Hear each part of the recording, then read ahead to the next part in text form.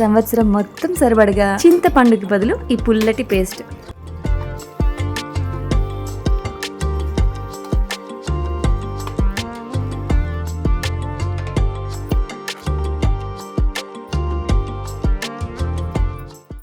Welcome back to సిరుల ప్రపంచం. Hello అందరికి. ఈ రోజు స్పెషల్ వీడియో ఏంటి అంటే సంవత్సరం మొత్తం సరిపడగా చింతపండుకు బదులు ఈ పుల్లటి పేస్ట్. ఈ సీజన్ లో పులుపు అంటే అందరికి గుర్తొచ్చేవి ఎస్ మామిడికాయలు. కానీ ఈ మామిడికాయలతో చేసిన పేస్ట్ మీకు సంవత్సరం మొత్తం నిలువ ఉండాలి అంటే ఏం చేయాలో ఈ వీడియోలో క్లియర్ గా చెప్తాను. సో స్కిప్ చేయకుండా వీడియోని లాస్ట్ వరకు చూసేయండి. ఫస్ట్ అయితే మామిడికాయలు తెచ్చుకున్నాక బాగా వాష్ చేసేసుకోండి. ముచ్చుకులు తీసేసి వాటర్ లో వేసేసుకోండి. అప్పుడు వీటిలో ఉన్న జీడంతా బయటకు వచ్చేస్తుంది.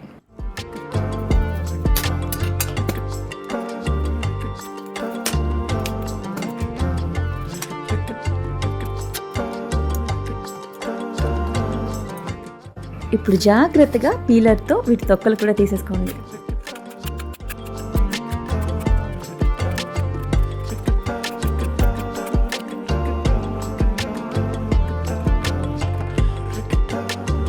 ఇప్పుడు ఈ తొక్క తీసేసిన మామిడికాయలన్నీ కోరుకోవడానికి నేనైతే డీమార్ట్ లో తీసుకున్న క్యారెట్ గ్రేటర్ తీసుకుంటున్నాను. ఇప్పుడు ఈ గ్రేటర్ సహాయంతో ఈ పుల్లటి మ్యాంగోస్ అన్ని కోరేసుకోవాలి. అండ్ అసలు విషయం చెప్పడం మర్చిపోయాను. మ్యాంగోస్ అని చెప్తున్నాను కానీ వీటి పేరు చెప్పట్లేదు కదా. నేను తీసుకున్నవైతే సువర్ణ రేక్ మామిడికాయలు. ఇవన్నీ కాదు, ఎలాంటి మ్యాంగోస్ అయినా పర్వాలేదు కానీ పులుపుండే మామిడికాయలు తీసుకోండి.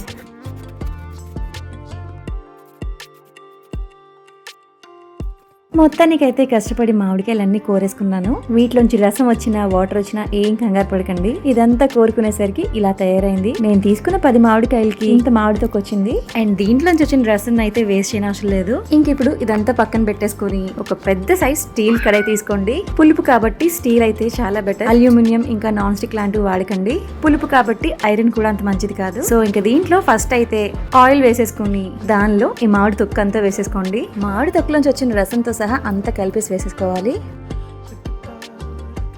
ఇంక ఇప్పుడు గరిట తీసుకుని బాగా కలుపుకుంటూ ఉండాలి. మామిడికాయ అంటే అడుగంటుతుంది కాబట్టి దగ్గరుండి చూసుకోవాలి, లేదంటే మాత్రం మాడిపోతుంది. నేను ఇందాక వేసిన ఆయిల్ కాకుండా ఇంకా చాలా ఆయిల్ పడుతుంది దీంట్లోకి. అలా అని ఒకేసారి వేసుకోకూడదు. ఇది ఫ్రై అవ్వే కొద్దీ లైట్ గా అడుగంటుతూ ఉంటుంది. అలాంటప్పుడు చూసుకుని కొంచెం కొంచెం ఆయిల్ వేసుకుంటే మనకి అడుగంటుకోకుండా ఇది బాగా వేగిపోతుంది.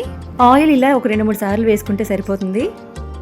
ఇంకిప్పుడు దీంట్లోకి తగినంత ఉప్పు కూడా ముందే వేసేసుకోవాలి. ఉప్పు అయితే కొంచెం ఎక్కువే పడుతుంది. ఇది సంవత్సరం పాటు నిలువ ఉండాలంటే నూనె ఉప్పు కొంచెం ఎక్కువే వేసుకోవాలి.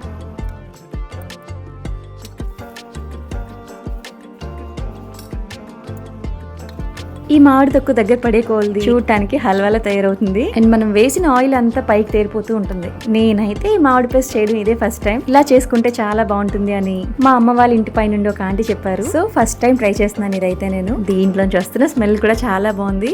ఇది ఇలా దగ్గర పెడుతున్నప్పుడు కొంచెం పసుపు కూడా వేసుకోవాలి. ఇప్పుడు ఇది కూడా బాగా కలిపేసుకుని ఇంకొక 10 మినిట్స్ ఉడికినిస్తే ఇది ఇంకాస్త దగ్గర పడిపోతుంది. మనం వేసిన ఆయిల్ అంతా కూడా పైకి తేరిపోయి చూడటానికి కలకండ్లా తయారైపోతుంది. ఇంత ఆయిల్ పట్టేస్తుంది ఏంటి అని మాత్రం అనుకోకండి. మీకు సంవత్సరం పాటు నిల్వ ఉండాలి అంటే ఈ మాత్రం ఆయిల్ పడుతుంది. అండ్ మీరు పప్పు మామిడికాయ చేసుకున్నప్పుడు, మామిడికాయ పులిహోర చేసుకుంటున్నప్పుడు వాటి కోసం వేసుకునే పోపులో కొంచెం ఆయిల్ తగ్గించి వేసుకొని సరిపోతుంది.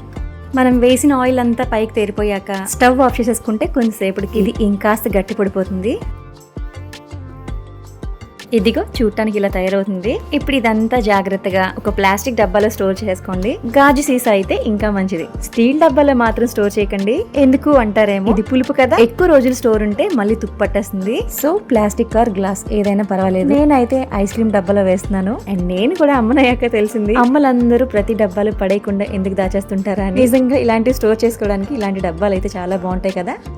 ఇంకా ఫైనల్ గా మన పుల్లటి పేస్ట్ అయితే రెడీ అయిపోయింది. ఇంక ఇప్పుడు ఇది ఇలా తీసుకెళ్లి మీరు ఫ్రిడ్జ్ లో స్టోర్ చేసుకుంటే 1 ఇయర్ పాటు చింతపండు బదులు ఇది హ్యాపీగా యూజ్ చేసుకోవచ్చు. అండ్ చాలా మంది చింతపండు పడని వాళ్ళు ఉంటారు కదా, అలాంటి వాళ్ళకి ఈ వీడియోని షేర్ చేసేయండి. నాకైతే ఇది చాలా యూస్ఫుల్ అనిపించింది, అందుకే మీ అందరితో షేర్ చేసుకున్నాను. నన్ను అడిగితే చింతపండు కన్నా కొంచెం కష్టపడినా ఒక్కసారి ఇలా చేసుకుని స్టోర్ చేసుకుంటే మనకి పనులు చాలా ఈజీగా అయిపోతాయి. ఈ మామిడికాయ పేస్ట్ ని చేపల పులుసులో కూడా వేసుకోవచ్చు. నాట్ మై వర్డ్స్, దీని స్మెల్ కూడా చాలా బాగుంది. మరి లేట్ చేయకుండా పుల్లటి మామిడికాయలన్నీ పళ్ళైపోక ముందే మీరు కూడా తెచ్చేసుకుని ట్రై చేసేయండి. ఈ పేస్ట్ తో మంచి మంచి రెసిపీస్ చేసి పోస్ట్ చేస్తుంటాను. మంచి వీడియోతో మళ్ళీ కలుద్దాం. అంతవరకు సెలవు. నేను మీ శ్రీలక్ష్మి ఇన్ సిరుల ప్రపంచం. Thank you for watching.